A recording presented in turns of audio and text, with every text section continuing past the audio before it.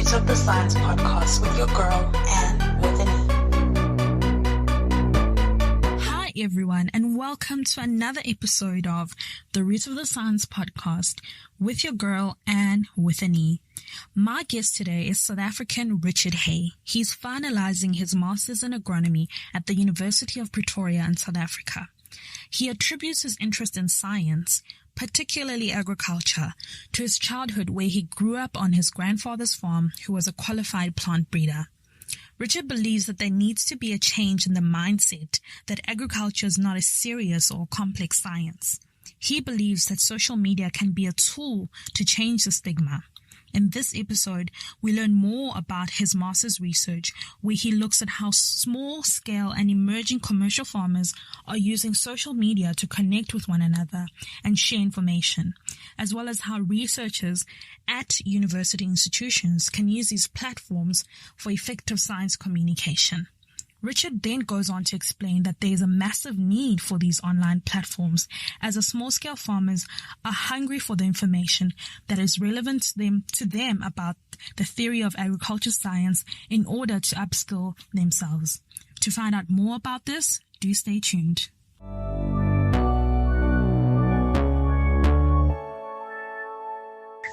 Hi, Richard. Hi, Anne. Thank you for being on the show and for taking time to chat with me. I'm so excited to talk with you.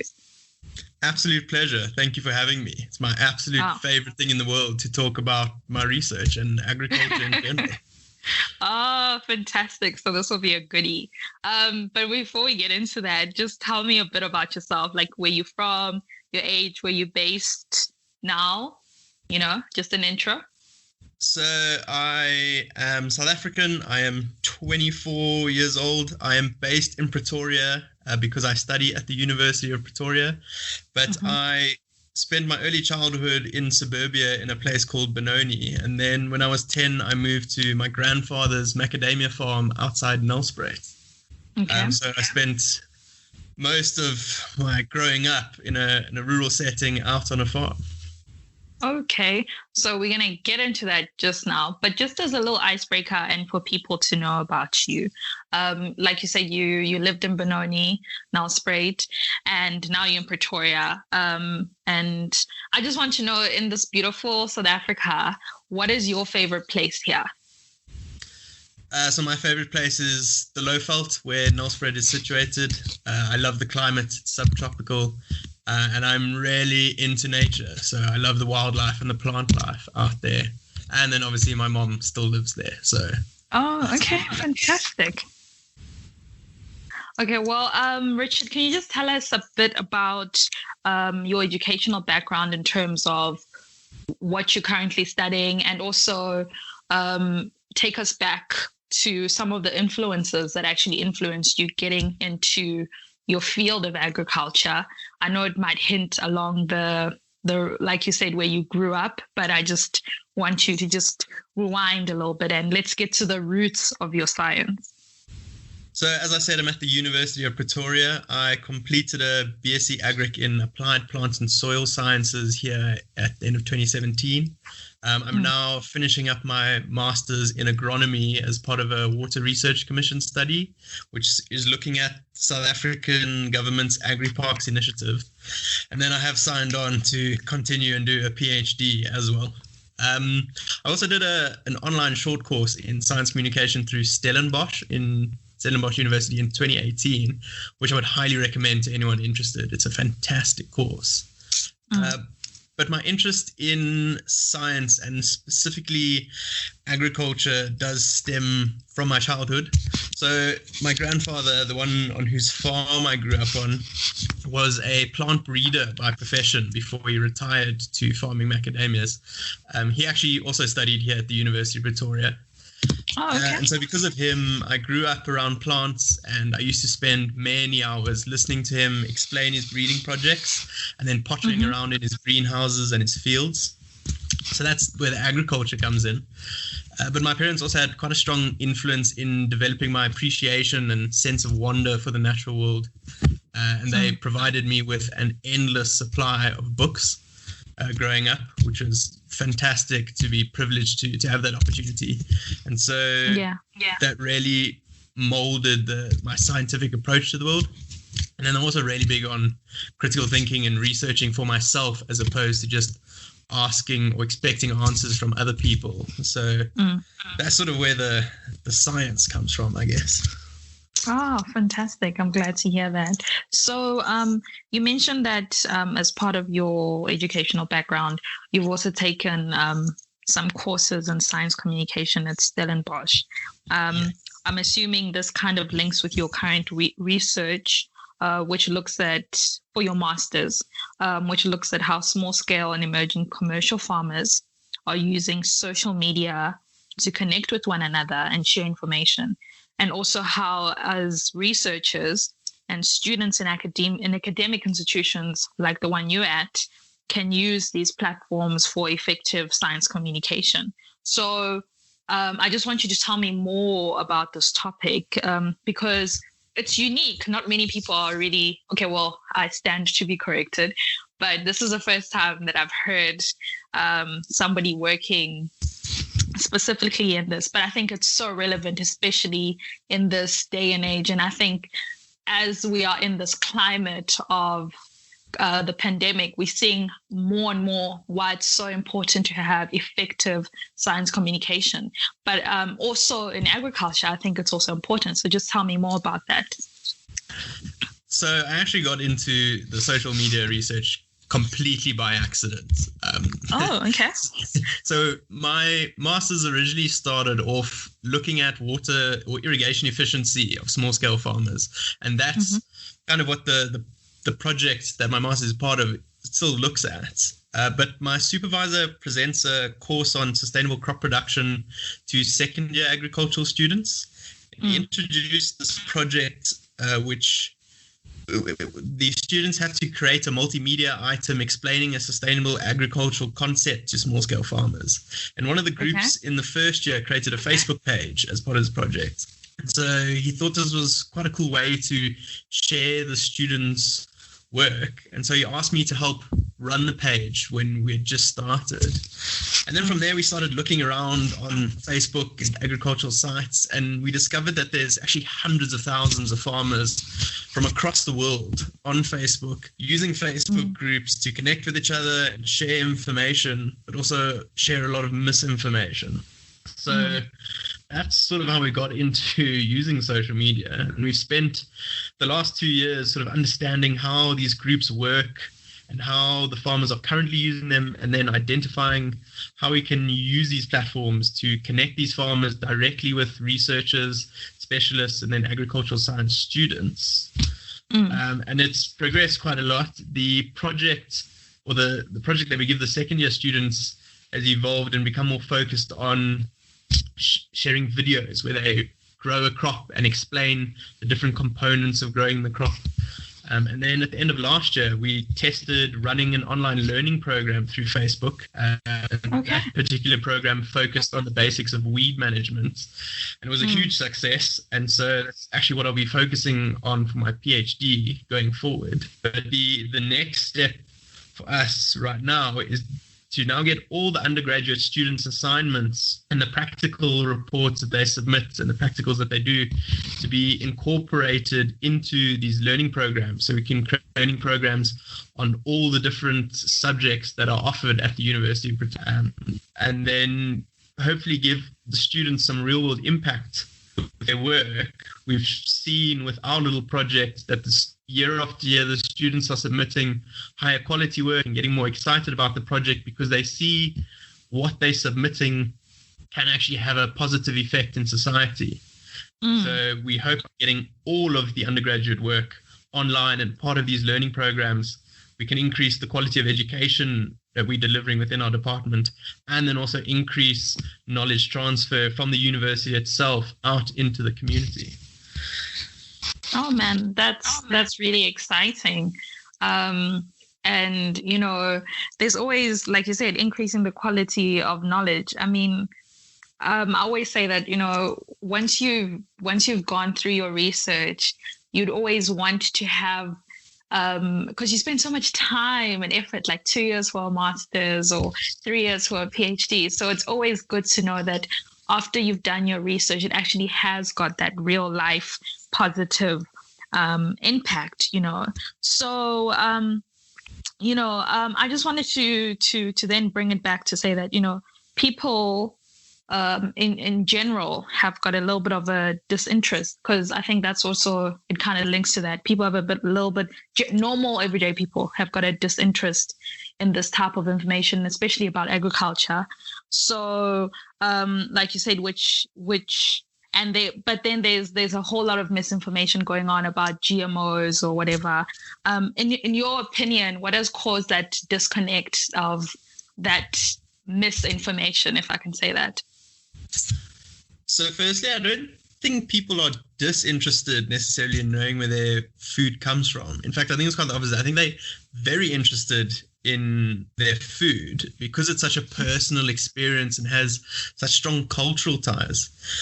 But generally, they have an ill-informed opinion of how the agricultural system functions and a very romanticized view of what sustainable agriculture should look like, what they think it should look like. And I think this is because of a number of things. So firstly, we have the lowest proportion of society actually involved in food production than in all of human history. And with increased mechanization and technological developments, this number is only going to get smaller going forward into the future. So on one hand, this is fantastic because more people are free to become lawyers and accountants, engineers, teachers, doctors, and whatever else they aspire to be. But it also means that fewer and fewer people actually personally know someone who works in agriculture. Yeah. The history of industrial agriculture is also quite murky. If we look at the last century, as scientists, we weren't very good at science communication. I mean, the whole latter half of the 20th century was pretty much categorized by a loss of trust in both scientific and political establishment. And then with the rise of the internet, we just had this flood of information and misinformation and the rise of clickbait culture. And so this has really overwhelmed the general public with conflicting messages. I think there's also legitimate concerns about the economic model under which industrial agriculture operates. And often those And what do you mean by that? So I personally am not a capitalist. I'm very much an orthodox Marxist. And so there is concern about the monopolization of the agro-business, the large agro-businesses. There's also industrial agriculture does have its faults, as do all industries. I think people are just more aware of or more concerned about particularly the environmental impacts of the agriculture industry because of the sheer scale of the industry. I mean, something like 70% of the land surface area that we utilize is used for agriculture. So it's a massive operation. And so there is obviously this need to produce cheap food to feed the masses, but at the same time, producing cheap food has a high environmental cost. And so it's those playoffs that do need to be scrutinized. And I think that's what people are concerned about. But we've seen those concerns about looking at the economic model under which this operates being used to attack the science at the heart of it. And I think that's really shown in how GMO crops became synonymous with Monsanto. It's ridiculous that the amount of hate that a company received and the amount of hate this technology received. But there are legitimate concerns for patenting genes, although those aren't necessarily just linked to GMOs. Yeah, I just want to clarify that for the people who don't know what Monsanto is, because not everybody is familiar with the agriculture of it. It's a seed company here. So it was an agrochemical company initially, or chemical company initially, that then branched into seed breeding after they moved into agrochemicals. But they became infamous because they produced the first herbicide-resistant crops. And so people saw them as trying to sell more herbicide because now they're selling these herbicide-resistant crops. but there are definitely benefits to herbicide-resistant crops. My own grandfather was, as I said, a seed breeder. So the concept of owning seeds and patents on seeds has been around long before genetic modification technology existed. It just came under scrutiny with the particularly herbicide resistance and insecticide resistant cultivars. All right. Okay. So I'm just going to backtrack a little bit because I had you explaining something. But you mentioned that, we said that people are not interested in their food. There's just they just less people who are involved in the process of agriculture. So you spoke about overall the whole concept of your research currently, right? Is also trying to get your small scale and emerging farmers to connect with these social media platforms that some of the students are in the university are using. So obviously for this to work, it will require a lot of buy-in from the farmers, especially the small scale farmers, and they live in these remote areas, and some of them have got poor network connections and limited access to data. So then how do we make this exercise of bringing all of this information, the research, etc., more accessible to them so that they are not left behind, if I can say that? So I choose to work with small-scale farmers specifically because I think there's enough research for the industrial farmers and there's enough support for them from the private corporations. Small-scale farmers are not supported as well as they should be in South Africa and through most of the world. And so our research has shown that these farmers are incredibly hungry to get access to information that is relevant to them. Definitely. We've seen a lot of positive response from our interactions online, particularly with the learning programs.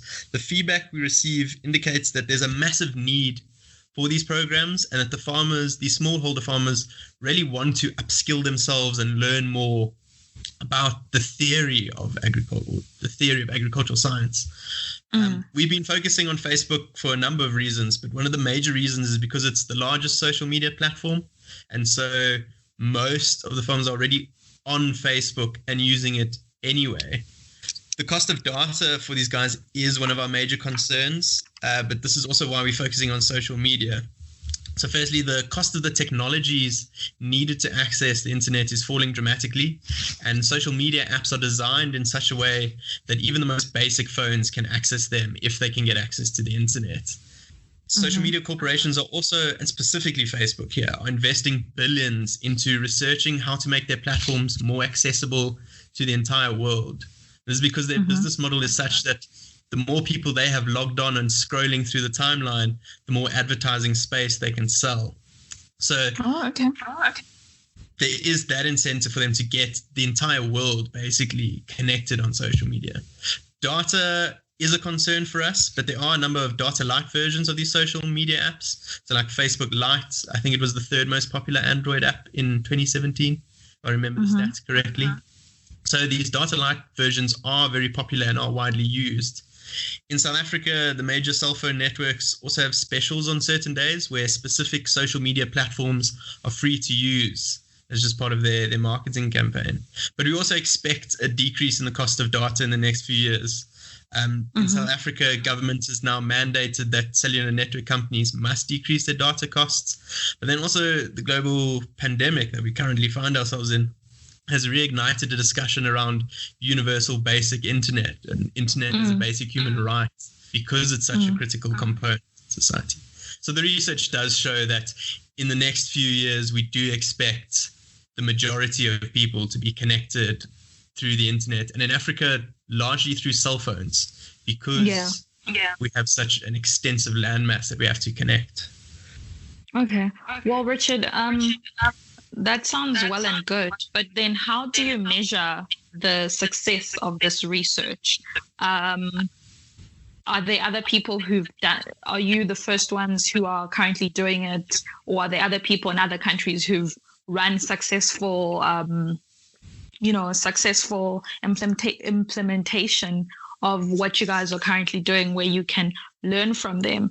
Or how do you then be like, okay, what we're doing is actually working? What quantitative model, if I can say, are you using that you're like, okay, what we're doing is actually working? How do you measure that success?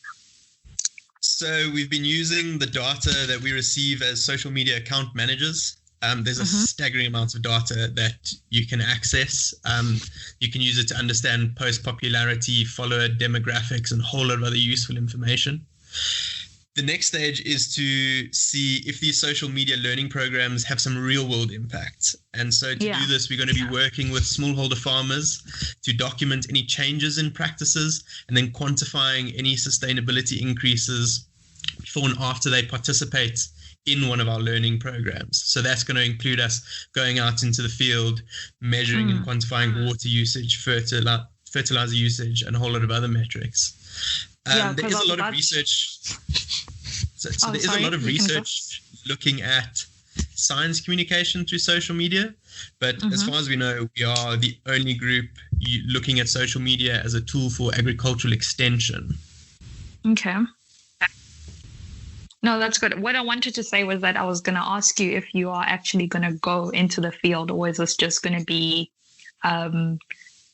just run through the social media? So at least you've mentioned that.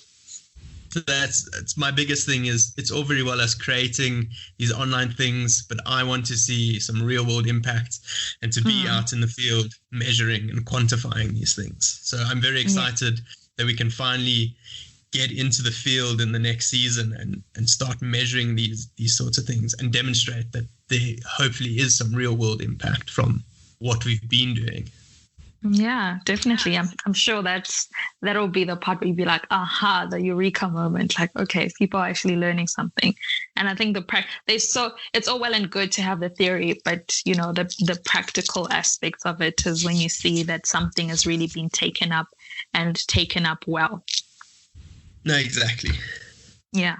So, I know you said that this whole concept came from your supervisor second year module that he was teaching. But, in South Africa, agriculture is not a first choice for many students. In fact, I don't even think many people understand the career opportunities available in this field. So then, from your view, how do we rebrand and make, because I'm also in agriculture, how do we rebrand and make our field more fashionable to students so that they can be eager to take it up and, at the undergraduate level? So even in the module that my supervisor presents and that I help him with, the majority of students aren't plant-based agriculture science students. So part of this project was to try and get students who weren't interested in agriculture more excited about plant production. I think we really have to change the mindset that agriculture isn't a serious science or a viable career path. Agriculture is an incredibly complex batch of sciences, and we're looking at an enormous number of variables as well as the sociology aspect. And I think here, social media is probably going to be our greatest tool. I really do think we need more agriculturalists, the scientists, the farmers, the extension specialists on social media, showing the world what it's really like in the industry and the opportunities there are.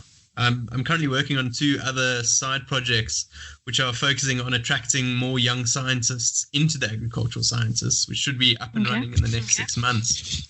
But at the end of the day, I think it's taking up space online and sharing the stories from within the industry and building some public trust, I guess, that we are doing good and we are trying to build a sustainable food system, and showing them that it is a lot more complex than what most people think, and there is a lot of research that goes into producing the food that so many people take for granted. Yeah, that they just see on the table, or you go to your produce market and you just get it, but there's just so much behind all of that, so I think you're right. It's good that you guys are doing this. You mentioned that you're working on something. Do we get a little teaser, or is it still under wraps and you can't talk about it yet? So the one project I can talk quite a bit about. So it's called #TalkingAg. It was initially we started it last year to try and expose undergraduate science students who are still a bit confused about what avenue they want to take to the agricultural sciences and to industry, and to show them there are incredibly diverse job opportunities out there, and there's a massive need for more agricultural science students. And the plan is to increase our reach and start looking at going into high schools and talking with scholars who are perhaps unsure of what their next step is after school, show them the possibilities. The second one is more of a community engagement project that we're just putting the wheels into motion, which is looking at how we can increase community gardening and home-based gardening to increase food security at a community level. And so we want to get our expertise within our department and start offering like question and answer sessions and providing more learning material specifically focused on home-based and community gardening. And then once the COVID-19 restrictions start relaxing, hopefully get out into communities and provide some practical support for schools and any sort of institution that could benefit from having some form of food garden on their premises. Oh man, that's fantastic. And Richard, we can tell that you're really passionate about the field that you're in, and you've accomplished a lot, and I'm sure you have a lot more aspirations. Apart from that, what are your future aspirations after you complete your your masters, and PhD, because I know you mentioned that you're going to continue on with that, but what else is there for you? So I really do just want to continue working in research and working on solutions specifically to help smallholder farmers and to build a more sustainable and equitable agri-food system. I'm very passionate about social justice, and so it's a big component of how I approach my research. And then also really enjoy working in the university environment because I enjoy lecturing and working with undergraduate students. But anything when I can have my feet on the ground in communities, providing science-based solutions would be great. I haven't really thought too much past the PhD, but yeah. No, but I'm sure it'll come. It'll come. It'll come. And just lastly, as we close this off, what advice would you give to an inspiring, African who wants to get into the field of STEM, specifically in agriculture? I know we touched about it earlier. What advice would you give them that you've learned so far? So I think throughout this podcast, a lot of the answers have been very optimistic, and I'm very passionate about my work, and I love it. And probably my greatest benefit from my work is that every day I wake up and I'm excited to go to work and to work with passionate people and to try and make a difference. But science is very difficult. It's a tough field to work in. Science degrees are very difficult. I think all degrees are difficult, but science in particular can be quite lonely. It takes a lot of self-discipline to put in those hours, not just for the theory, but also the practical skills. I did a weed science trial last year where I weighed and identified something like 20,000 individual weeds, and I nearly lost my mind doing it. I've also had a lot of problems out in the field that were just completely beyond my control. So it can be quite disheartening. But our work can have such a positive impact in society. And as I said, we're desperately short of agricultural science students in all the different sectors. So I think if there's anyone out there who's interested in science, not just biology, but the chemistry and physics as well, and you like solving complex problems, there's definitely a career for you in the agricultural industry. And I think if people are worried about job security, the COVID-19 pandemic has shown us anything. It's that one of the few industries that cannot stop is agriculture. People need to eat 3 times a day, and we need more scientists and specialists.